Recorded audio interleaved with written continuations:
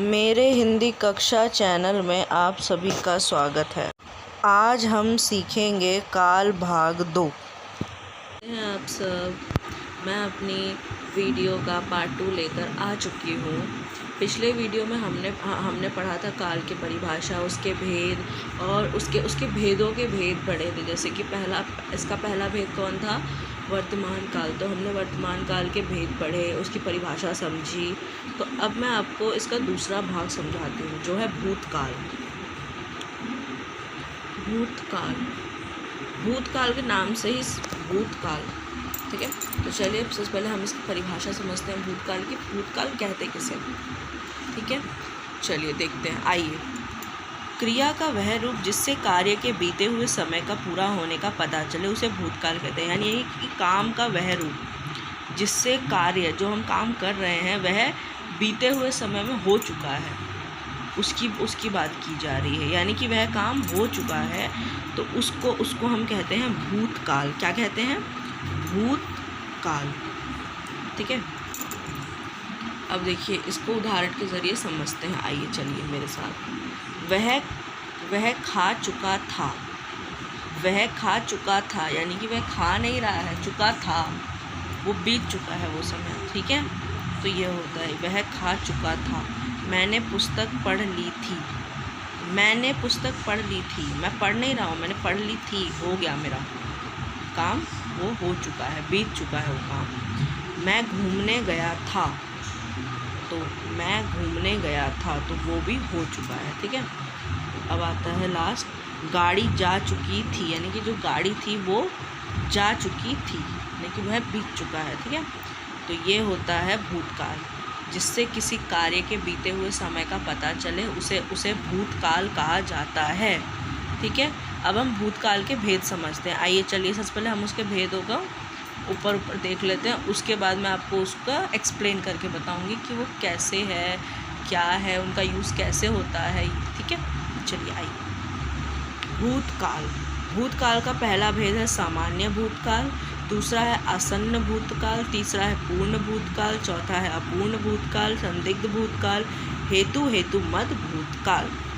तो सबसे पहले हम इसका सामान्य भूतकाल समझते हैं, ठीक है। क्या होता है, कहते किसे हैं? सामान्य भूतकाल, जिससे भूतकाल की क्रिया के विषय समय का ज्ञान ना हो, यानी कि जो काम हो रहा है उसका विषय का समय ज्ञान ना हो, समय का पता ना हो, जो उसका विषय है उसके समय का पता ना हो, उस क्रिया को सामान्य भूतकाल कहते हैं। जैसे ये देखो, मोहन आया, तो इसमें हमें उसका विशेष समय नहीं पता, वह कब आया, कब गया, क्या हुआ, क्या नहीं हुआ, ये हमें नहीं पता। श्री राम ने रावण को मारा, कब मारा, क्या मारा, कैसे मारा, ये भी हमें विशेष समय इसका ज्ञान नहीं है। सीता गई, कब गई, कुछ ज्ञान ही नहीं है हमें, ना इसमें था का प्रयोग है, ना इसमें उसका प्रयोग है। जिस वाक्य में पीछे आ की मात्रा, ई की मात्रा या ए की मात्रा आए, वह होता है सामान्य भूतकाल। आ की मात्रा, ई की मात्रा किसी भी शब्द में के अंत में जो अ, ई, ए की आती है, उसे हम सामान्य भूतकाल कहते हैं, जिसमें किसी विशेष समय की ज्ञान ना हो, विशेष समय के बारे में हमें पता ना हो, ठीक है। तो चलिए अब हम आगे देखते हैं दूसरा, आसन्न भूतकाल, ठीक है। तो देखते हैं, चलिए आइए, आसन्न भूतकाल किसे कहते हैं, आइए देखते हैं। आसन्न भूतकाल, क्रिया के जिस रूप से यह पता चले कि क्रिया अभी कुछ समय पहले ही पूर्ण हुई है, यानी कि क्रिया के जिस रूप से यह पता चले कि क्रिया अभी कुछ समय पहले ही पूरी हुई है, यानी कि अभी बस थोड़ी देर पहले ही पूरी हुई है या ख़त्म हुई है, उसे क्रिया को आसन्न भूतकाल कहते हैं। उस क्रिया को आसन्न भूतकाल कहते हैं। क्या कहते हैं? आसन्न भूतकाल, ठीक है। चलिए इसको भी उदाहरण के जरिए समझते हैं। मैंने आम खाया है, यानी कि उसने बोला मैंने आम खाया, यानी कि जस्ट अभी खा के उठा है वो, जैसे उसने अभी खाया है। अध्यापिका पढ़ाकर आई है, यानी कि अभी आई है, तो इसमें कुछ समय पहले की पूर्ण हुई क्रिया की बात की जाती है, तो उसे आसन्न भूतकाल कहते हैं। मैं अभी सोकर उठा हूँ, अभी वर्ड, तो ये वाला होता है आसन्न भूतकाल। क्रिया के जिस रूप से यह पता चले क्रिया अभी कुछ समय पहले ही पूर्ण हुई या ख़त्म हुई है उसे आसन्न भूतकाल कहते हैं। चलिए अब हम इसका तीसरा भेद समझते हैं। पूर्ण भूतकाल, क्रिया के उस रूप को पूर्ण भूतकाल कहते हैं जिसे क्रिया की समाप्ति का समय स्पष्ट होना हो, यानी क्रिया कब खत्म हो रही है उसका समय स्पष्ट हो, पता हो हमें कि वह क्रिया कब पूरी हुई। ठीक है, तो इसको भी उदाहरण के जरिए समझते हैं। उसने शाम को मारा था, यानी कि उसने शाम को मारा था, यानी कि उसने शाम, इसमें शाम वर्ड है वह है पूर्ण भूतकाल, कि इसमें हमें क्रिया की समाप्ति का समय बताया गया है। महादेवी वर्मा ने स्मरण लिखे थे। अंग्रेज़ों ने भारत पर राज किया था। किसने? अंग्रेज़ों ने। उसकी समाप्ति का भी दिया गया है। ठीक है, अब देखिए, अब हम इसका चौथा भेद समझते हैं, अपूर्ण भूतकाल। चलिए अब हम इसका चौथा भेद समझते हैं, अपूर्ण भूतकाल। अपूर्ण भूतकाल, जिस क्रिया से यह पता चले कि भूतकाल में क्रिया संपन्न नहीं हुई थी, क्रिया अभी भी चल रही है, वह अपूर्ण भूतकाल होता है। यानी कि जिस काम से यह पता चले कि वह कार्य भूतकाल में संपन्न नहीं हुआ है, यानी कि पूरा नहीं हुआ है, वह बीते हुए समय में पूरा नहीं हुआ है, वह अभी चल रहा है, तो उसे हम अपूर्ण भूतकाल कहते हैं। जिसके उदाहरण के जरिए समझते हैं, आइए देखते हैं। सुरेश गीत गा रहा था, यानी कि गा रहा था, वो अभी चल रहा है। ठीक है, सीता सो रही थी, यानी कि वह क्रिया संपन्न नहीं हुई है, सो रही थी। अब वो कब सोई, क्या सोई, कैसे सोई, ये नहीं कन्फर्म है। रमेश बाज़ार जा रहा था, कब जा रहा था ये भी हमें समय नहीं पता उसका, हमें वह बीते समय में जा रहा था या अभी जा रहा था, I don't know, we don't know. ठीक है, हमें नहीं पता। ठीक है, चलिए अब हम इसका पांचवा भेद समझते हैं, संदिग्ध भूतकाल। संदिग्ध वर्ड से ही आपको एक लग रहा होगा संदेह। संदिग्ध वर्ड का दूसरा अर्थ क्या होता है? संदेह। इसका अर्थ क्या होता है? संदेह, यानी किसी के ऊपर डाउट करना, संदिग्ध भूतकाल। ठीक है, तो इसको हम इसके परिभाषा के जरिए समझते हैं। आइए देखते हैं।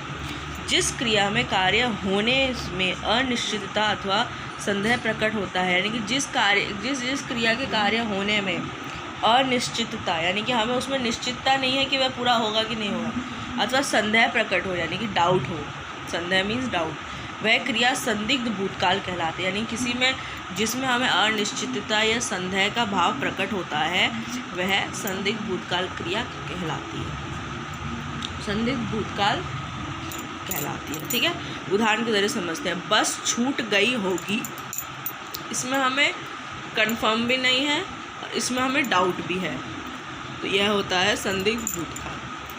तू गया होगा। ठीक है, दुकानें बंद हो चुकी होंगी, यानी कि अब उसको कंफर्म भी नहीं है और वो संदेह भी कर रहा है, तो ठीक है, तो ये होता है संदिग्ध भूतकाल। तो अब हम इसका अगला समझते हैं। ठीक है, चलिए आइए देखते हैं। छठा, हेतु मद भूतकाल। हेतु मद भूतकाल उससे समझ नहीं आता होगा, इसको हम परिभाषा के जरिए समझाते चलिए। एक क्रिया के होने या ना होने पर दूसरी क्रिया का होना या ना होना निर्भर करता है, यानी कि एक क्रिया के होने या ना होने पर दूसरी क्रिया का होना ना होना निर्भर करता है, उसे वह क्रिया हेतुमत क्रिया कहलाती है। यानी कि एक क्रिया पूरी हुई या नहीं हुई वह दूसरी क्रिया के पूरे होने ना होने पर निर्भर करता है, यानी कि जहाँ पे दो क्रियाएं आपस में मेल खाती हैं उसे हम हेतुमत भूतकाल क्रिया कहते हैं। इसकी उदाहरण, यदि वर्षा होती तो फसल अच्छी होगी, यानी कि वर्षा होती तो फसल अच्छी होती, इस तरह के वर्ड। यदि तुमने परिश्रम किया होता तो पास हो जाते, यदि तुमने खाया होता तो भूख नहीं लगती, तो ये वाले वर्ड। ठीक है, यदि तुम गए होते तो वह आया होता, तो ये वाले यदि, जहाँ पे यदि शब्द आ जाए वो होता है हेतुमत भूतकाल। ठीक है, चलो अब हम इसका अगला समझते हैं। समयकालीन भूतकाल। जिन वाक्यों के अंत में रहा था, रही थी, रहे थे आदि आते हैं और समय का निश्चित बोध होता है, यानी कि समय का निश्चित पता चलता है, उसे हम समयकालीन भूतकाल कहते हैं। एक तो होता है जहाँ पे रहा था, रही थी और रहे थे आए, एक तो ये होता है समकालीन भूतकाल, और दूसरा होता है जिसमें हमें समय का निश्चित पता हो, वह होता है समयकालीन भूतकाल कहते हैं उसे। उदाहरण जरिए समझते, ठीक है। वे पिछले 3 घंटे से टीवी देख रहे थे, ठीक है। वे पिछले 3 घंटे से टीवी देख रहे थे, तो रहे थे आ गया, तो यह हो गया समकालीन भूतकाल। वे 2 दिन से खेल रहे हैं, यानी कि 2 दिन, समय का निश्चित पता हो कि 2 दिन से खेल रहे हैं, ठीक है, तो यह होता है समयकालीन भूतकाल, ठीक है।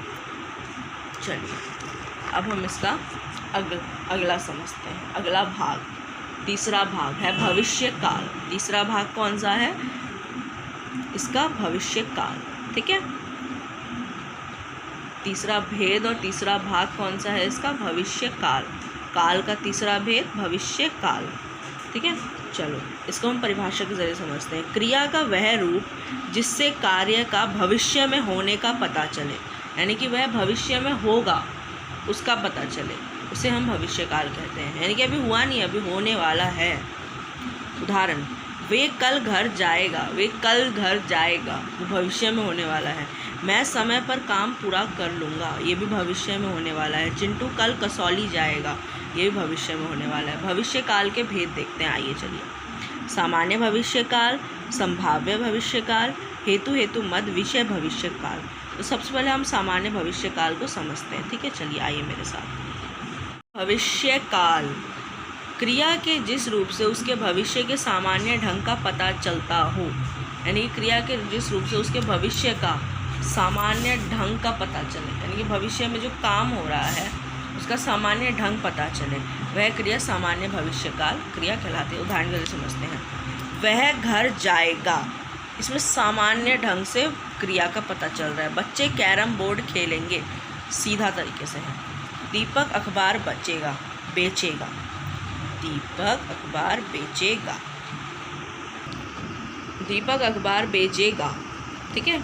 तो ये वाले वर्ड जो होते हैं यह होते हैं सामान्य भविष्य काल। अब हम इसका दूसरा भेद समझते हैं, आइए देखते हैं। संभाव्य भविष्य काल, क्रिया के जिस रूप से उसके भविष्य में होने की संभावना का पता चले, जिसमें संभावना का पता चले कि उसमें हमें संभावना का पता चले, उसे हम संभाव्य भविष्य काल क्रिया कहते हैं, ठीक है। चलिए आइए इसको हम उदाहरण के जरिए समझते हैं।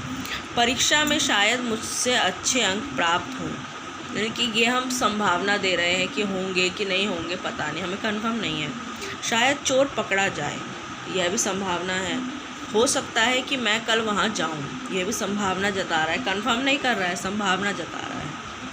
अब हम इसका तीसरा और आखिरी भेद समझते हैं।